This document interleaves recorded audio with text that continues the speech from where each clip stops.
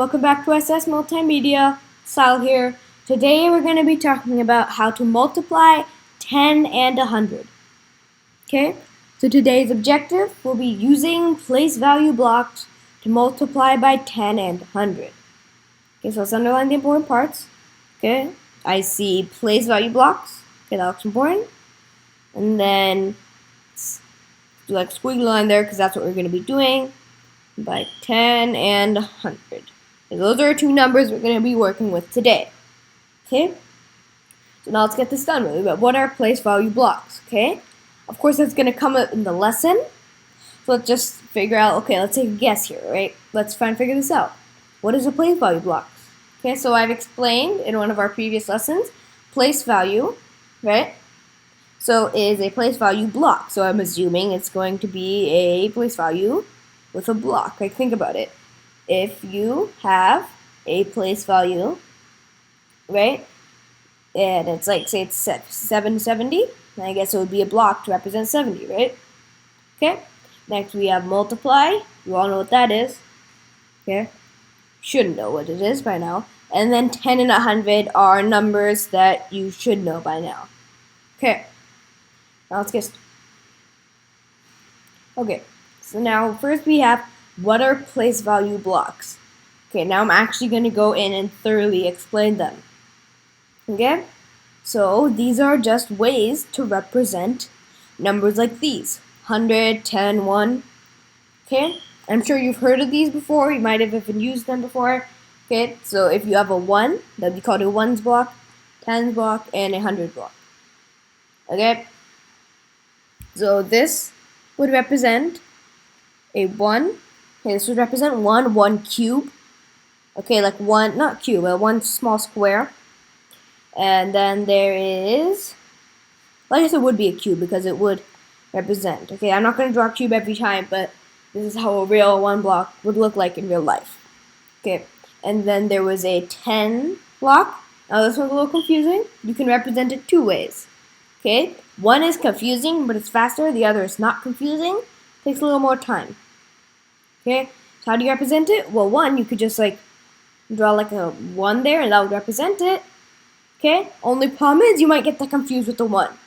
Okay, that's why I prefer to do this, draw a rectangle. Okay, this is how you really would. This is how it really would look in real life. It would look like a rectangle. Okay, that's why I prefer to do this anyways. It's more accurate. Okay, and this one is easier to draw. It will represent the same thing, but it's just a little confusing for me, so I like to keep it simple. Okay, now the last one is a hundreds block. Okay, now how does that? That would be a square. Okay, I know you're probably thinking, wait, but the ones block was a square, right? So why is it a square? Well, if you actually think about it, in the actual ones block, there would be 10 lines, 10 columns, and 10 rows, right? Okay, so if you have 10 columns and 10 rows, what does that equal? Let's actually do that right now. It's a good warm-up. 10 times 10, right? Let's figure that out. That would be 100. Okay? And that's why it's called 100, right? Because there's just that many rows and columns. Okay? So that's how you represent it. This is how it would look in real life. A little something like that. Okay. So those are place value blocks. And now, since you know what place value is, this little cube has a value of 1.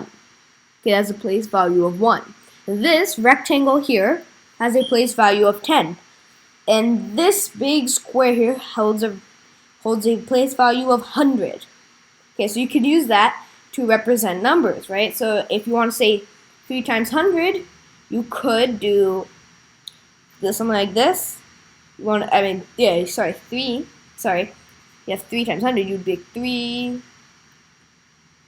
right? There would be 3 of those times 100.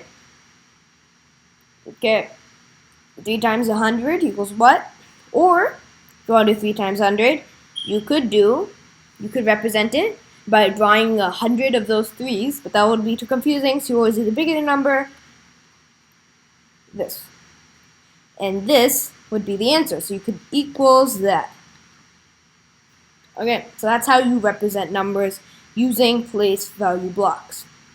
And so now that we know what they are, let's figure this out. Okay, but first, there's a bonus. Okay, I know I don't usually do bonuses. In fact, I haven't done one before. Let's do one today.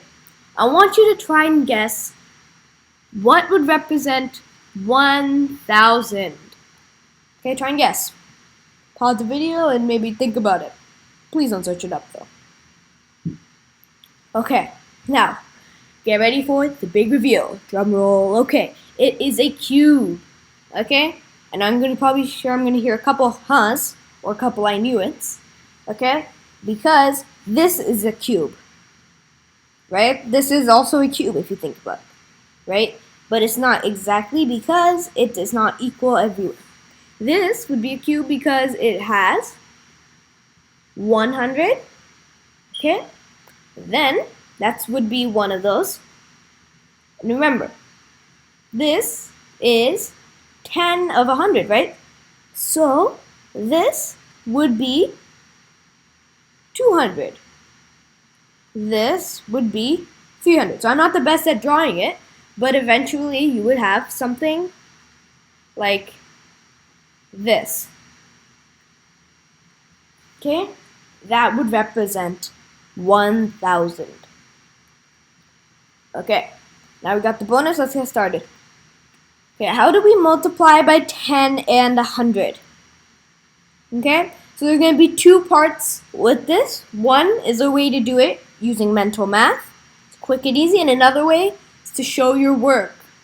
I'm going to write that down because that is an important part of math. You always have to show your work, especially in school assignments. So show your work. There you go. Yeah, that K was bad, sorry. Okay, there you go. Now, let's see what the first problem is. We're going to do a couple problems here. This will take place at problem time. So we're going to do a couple of problems and use them as examples.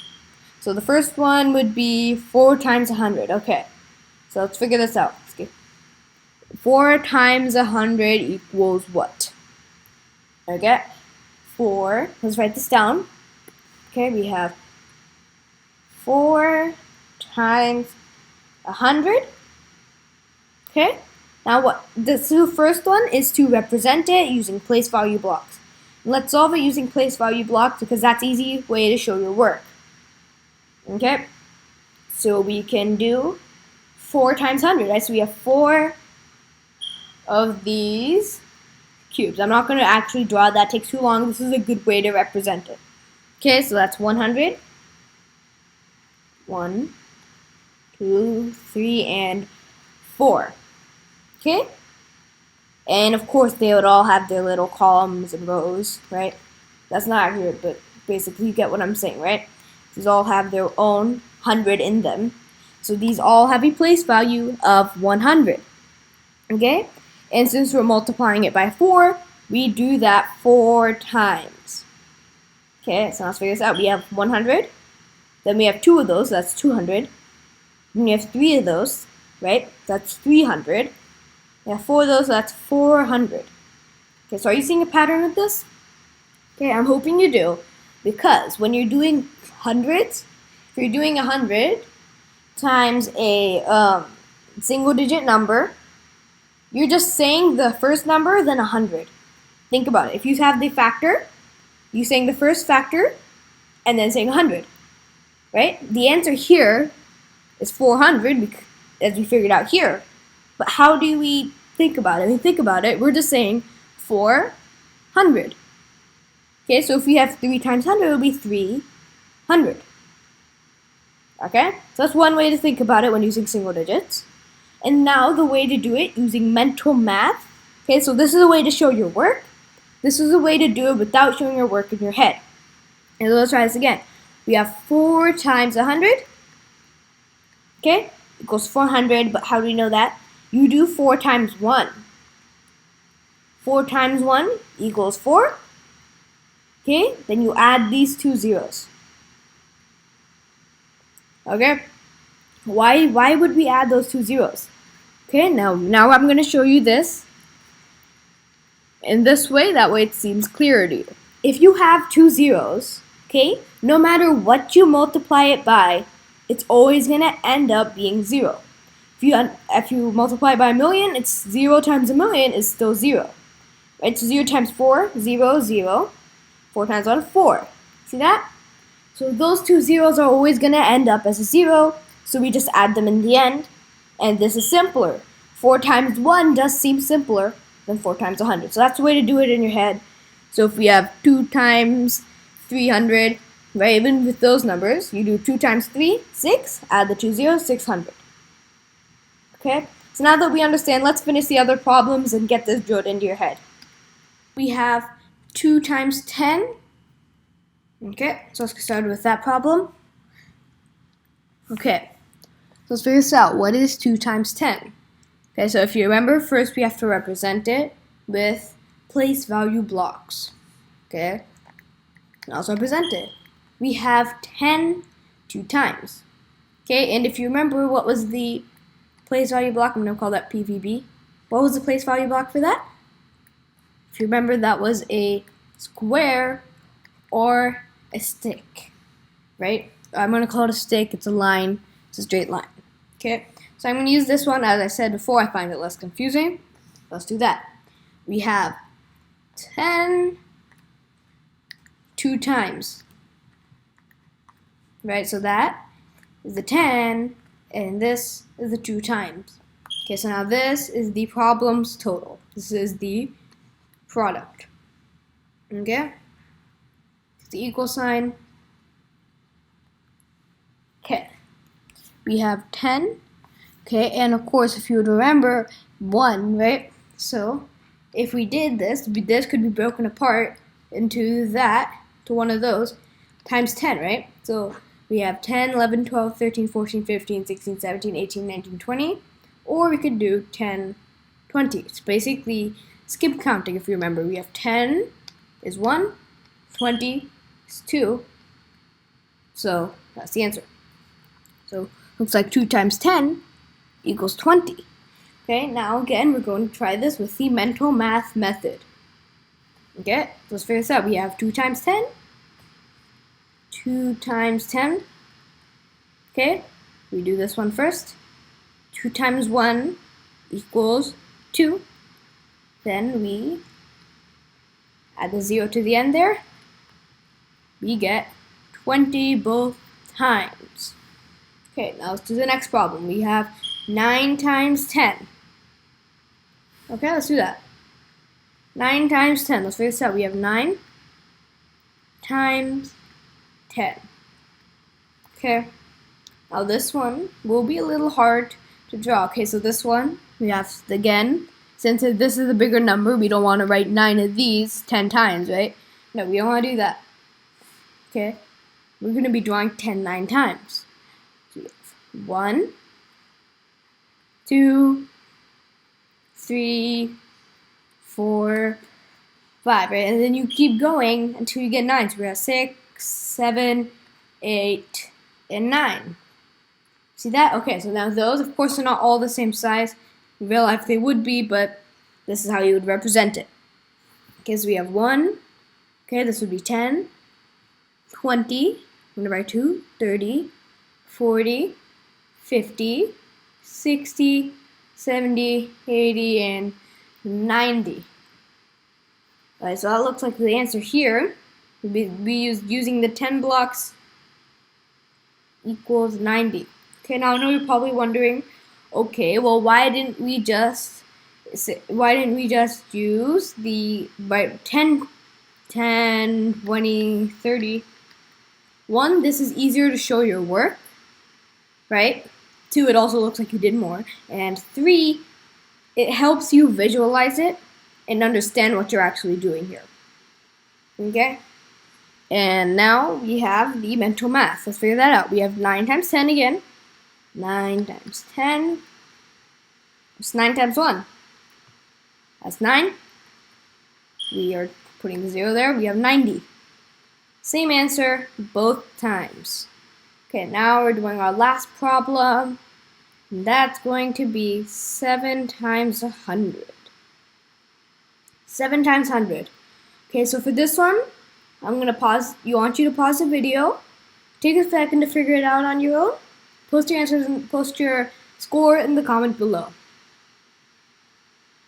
Okay, so I'm assuming you've taken a second and given it a go. Now I'm gonna show you.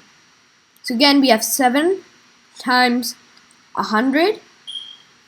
Okay, now of course, what are we gonna do now? We can't write hundreds of these, right? No, we don't want to write that.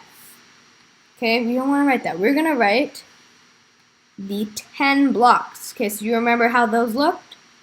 Those were like that, right? So now we're gonna write 7 of those. 1, 2, 3, 4, 5, 6, and 7. Okay, so now we have 7 of those. Let's count. We have 100. We have 100 times 2, so that's 200. 100, 300, 100, 400, 100, 500, 100, 600, and then 100, 700. Right? And if you remember the method, we have 2 mental math methods here. Okay, and again, I want you to pause the video and post your answers in the comment below. What were the 2 methods? Okay, so I'm assuming you've taken a second and commented. Now, I'm going to figure this out. What are the 2 methods below? Okay, so the 2 methods we have are the verbal method, if you think about it. 7 times 100, right? And if you remember, we say 700. The first factor, you just add 100 after that, and it's 700. So it looks like 700. Okay, and the other method, of course, is 7 times 100. Okay, what is 7 times 1? That's 7. Take the 2 zeros, add them here. We still get 700. Okay, so for this, when we're multiplying by 100, we have 3 different methods to do it, okay? And of course, there's obviously way more. These are just some of the methods we can use. Okay, so thank you for watching this video. Please like, share, and subscribe. Keep an eye out for the next videos to come.